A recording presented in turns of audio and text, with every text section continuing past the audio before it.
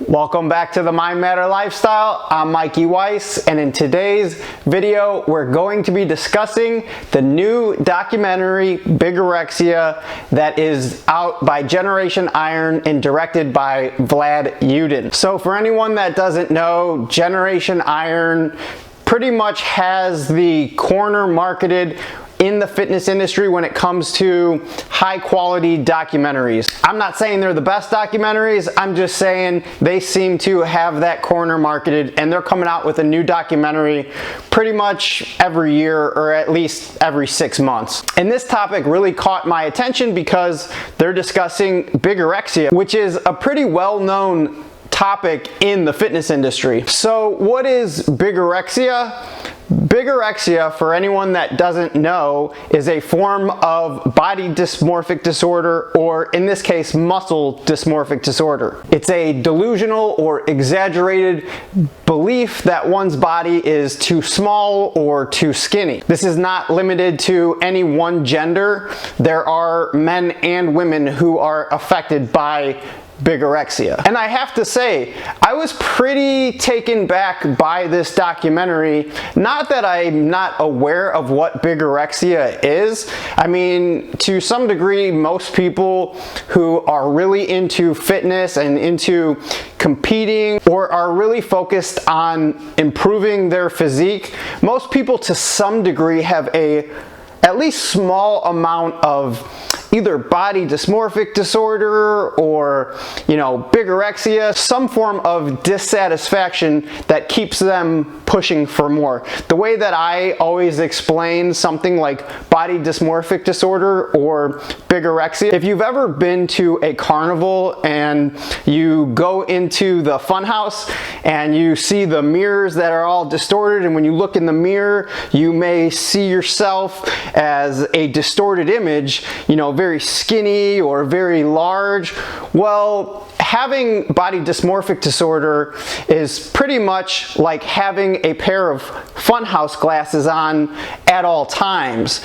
And when you look at yourself in the mirror, you see a distorted image looking back at you. But when you look at the rest of the world, those glasses come off and you see what is really there. So it is a pretty severe disorder. And as you'll see in the documentary, it really overtakes these individuals' lives. And the documentary follows, as do all Generation Iron documentaries, a couple of well-known social media stars, athletes, and people that have pretty big followings on social media. And kudos to the stars of the documentary, because it's not easy going out in front of potentially millions of viewers and putting your story out there for people to see.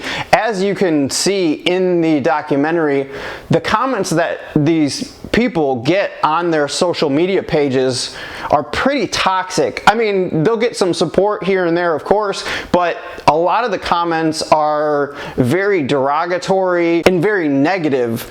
And the thing about bigorexia, I mean, you can clearly see they're not doing this because they think they're God's gift to the world. They're doing this because it's an illness. They don't feel great about themselves. They actually hate the way that they look, they hate the way that they feel, and they are really a victim to this mindset of I'm not good enough, for several reasons that they'll go through and they'll discuss in the documentary. So to see all the toxicity in the comment section on their pages, that is pretty mind-boggling. And it's pretty obvious that these people are suffering. So for people to go out there and just, comment this and that on their appearance, I can't imagine what those people go through on a daily basis. And that probably just fuels the bigorexia. So again, kudos to them for putting their lives out there, for putting their heart on their sleeve, and really for talking about this in a very vulnerable and open way. So the documentary follows a couple subjects, and I'll just go through and touch on a few of the ones that stood out to me, and I'm sure anyone who watches this can relate to at least one of these stories in some way. The documentary opens with a retired bodybuilder, and it opens pretty much with a bang, because he is put on his stomach and he has a ton of scars on his glutes and on his legs, and he has to lay down face forward, and his mom is pretty much patching things up from surgeries that he's had from where steroid injections went wrong and things got infected. And that was pretty tough to see. I mean, that is exactly how the documentary opened. He was competing and giving his all to competing, and he was just never satisfied. I mean, the way that he talked about competing, even when he was competition ready, he couldn't even enjoy it because he was so focused in on how bad he looked, how horrible he felt, and how he just wasn't good enough. And you could just see the toll that everything had on his body. I mean, he was like, he said he was 37 years old, and I don't mean this with any disrespect, but he looked like he was, 47, 50 years old. He did not look like we were the same age. But you could just see the negative effects that bodybuilding has done to him because he just couldn't get big enough. He just kept trying more and more and more and more, and finally, things went south with his physique. Another story they followed was Zach Ainsley, and I actually wasn't familiar with any of the people in this documentary. I've seen some other Generation Iron movies, and I was more familiar with the people, but in this one I wasn't familiar with anyone, so it was kind of cool seeing some, just people I didn't know anything about. And so this guy is a men's physique competitor, and again, you could just see the overall stress and the overall negative effects that bigorexia has played on him, because this guy looked so miserable and so unhappy.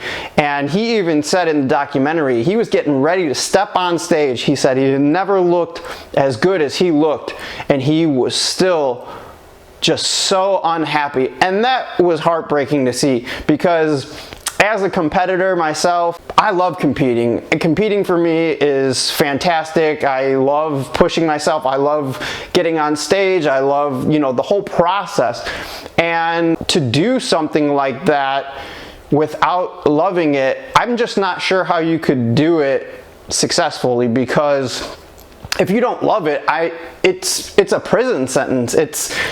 And you could see, I mean, this guy, he wasn't happy. He was never going to be happy doing this, because it wasn't something he wanted to do. It looked like something he felt like he had to do. I mean, here you have this young guy, this great looking guy with a crazy ass physique that anybody would kill for, and he's sitting there just, looking in the mirror, just pinching himself and, looking at every flaw that he could possibly find, because he didn't place and he didn't win his show, so he just thought that he just wasn't good enough. And obviously, if you're putting yourself on a stage to get judged and you're competing against the best in the world, well then yeah, you're gonna be placed. Maybe he got 5th place in his show, but him outside in the world, he's going to be in the best shape in 99% of scenarios that he's in, but he just couldn't see that because all he could see was his flaws.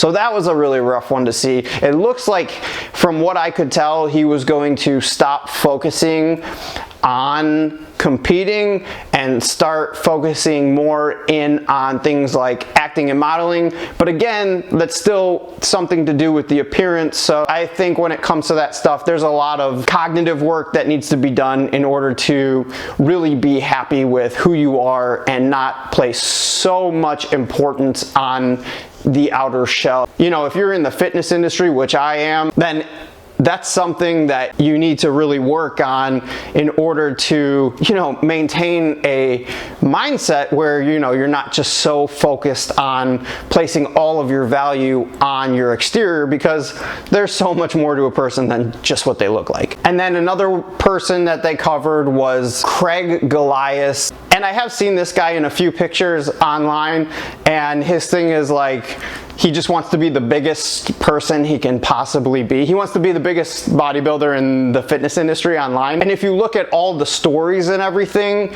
behind everyone, they all come from some form of maybe trauma, like bullying, or they were too thin or too fat, or they got made fun of. So there's underlying factors that can play a role in bigorexia. And this guy is massive. I mean, he's a gigantic human being, and he just sees himself as small. And in every photo opportunity that he had, he would, look at the picture and, try to angle himself, because if he didn't look enormous, then he was unhappy. He's pushing a weight of like 350 pounds. I mean, he's gigantic, and obviously he's taking tons of steroids and eating tons of food, and there are huge health detriments with doing this. And they even showed Rich Piana, which I actually never watched a Rich Piana video until about 1 month ago.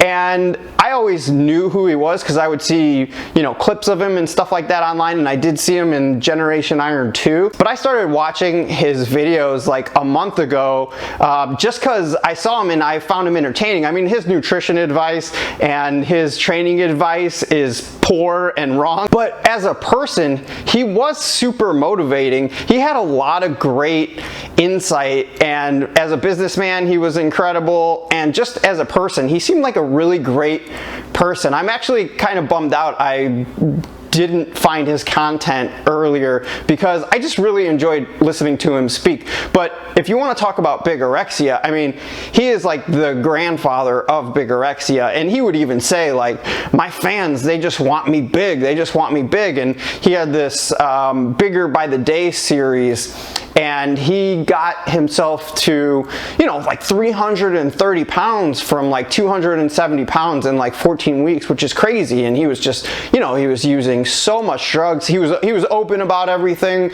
and he was even saying, like, don't do what I do, this is stupid. But he was pushing so much food, so much drugs. I mean, he really was like a walking science experiment. And unfortunately, he died. He died a couple years back, and I heard about it when he died, but like I said, I had never really watched any of his videos, and I didn't know much about him. And then once I started watching his videos, I was like, oh man, this guy was he was an inspiring dude. He just seemed like a good person to me. And it's just a shame, because he pushed his body so far to get big that that lifestyle led to him dying. And that's happening more and more as the years go on.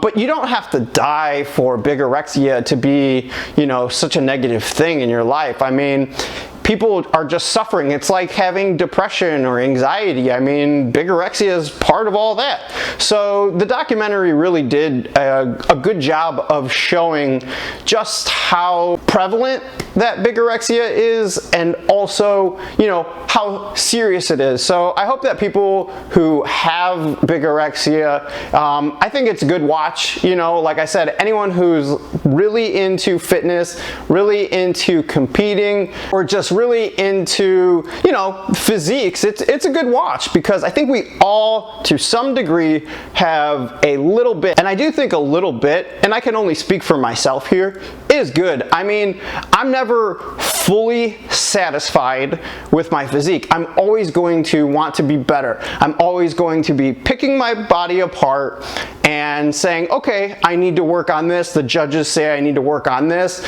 I want to improve during the off season and work on this part of my physique. But I mean, I look in the mirror and I'm fucking proud, I get happy, when I'm shredded and diced and I'm staged. I'm like, sometimes I catch a look at myself and I'm like, damn, I can't believe I got to this point. I never thought that I would get here. And I actually enjoy the journey, I enjoy the process. I enjoy never being satisfied and working, and I use that dissatisfaction as a tool. The difference is, people who suffer with bigorexia, it's not a tool, it's more of a curse. Again, kudos to the subjects of the documentary for putting yourselves out there, and hopefully the term bigorexia will get a little more recognition and people will take it a little more seriously. Did you guys see this documentary? If so, make sure to leave a comment. I want to know what you guys thought. Maybe we can get some discussions going in the comment section. I'm really curious to hear if other people enjoyed it, if have you ever heard of bigorexia? Do you have it yourself? Let's get some comments going because I'm just really curious to hear what you guys thought. And you can watch this movie over on Generation Iron's website. Now, I'm not sponsored by Generation Iron. I have no affiliation with them at all. But I went to go look, and that's the only place you could watch it. Maybe it'll come on Amazon or something like that to rent. I had to buy it, but I wanted to see it. So, all right guys, that's it for today's video. If you found today's video valuable, or if you just enjoyed it, please hit that like button and don't forget to subscribe if you haven't already. If you want to get my help personally and you'd like me to coach you, I do provide one-on-one online coaching. My website is themindmatterlifestyle.com. If there's a topic you'd like me to cover, or if you have a question, you can do so by shooting me an email. My email is listed in the description box. And I'm gonna see you guys in the next video. All right, I'll talk to you soon. Take care.